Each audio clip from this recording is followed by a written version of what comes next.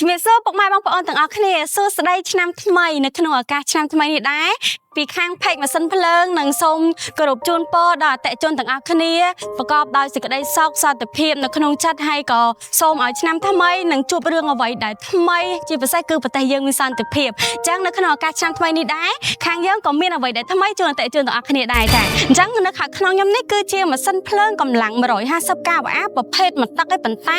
ស្អាតតែម្ដងសង្កត់ថាដូចថ្មីហ្មងណាចានេះគឺជាសភាពខាងក្នុងមូលហេតុដែលខ្ញុំថានៅស្អាតដូចថ្មីនេះបងអញមកឆែកមើលបានស្អាតឡើង98%នៃសភាពម៉ាស៊ីនហើយក្បាលម៉ាស៊ីន Mitsubishi ចាចឹងបងអាចឆែកមើលបានពាក់ព័ន្ធមួយຂະຫນាតខាងក្នុងនេះហើយសម្រាប់ម៉ាស៊ីនភ្លើងរបស់យើងនេះគឺពិសេសខ្លាំងមែនតើមកភ្ជាប់ជាមួយនឹងប្រភេទប្រព័ន្ធបញ្ជាគេហៅថាប្រព័ន្ធ Smart Chain ដែលយើងអាចគ្រប់គ្រងក្បាលម៉ាស៊ីននៅលើនេះទាំងអស់តែម្ដងឬក៏មានបញ្ហាទៅលើម៉ាស៊ីនប្រព័ន្ធបញ្ជារបស់យើងគឺនឹងអាឡាមឲ្យយើងដឹងតែម្ដងចាខ្វះទឹកខ្វះប្រេងឬក៏បញ្ហាផ្សេងៗគឺមកលើនឹងទាំងអស់តែម្ដងហើយរឹតតែពិសេសជាមួយនឹងຂະຫນាត150 kVA មួយទឹកតែមានមកភ្ជាប់ជាមួយនឹងប្រព័ន្ធ ADI Auto មកស្រាប់គឺនៅផ្នែកខាងក្រោយនេះចា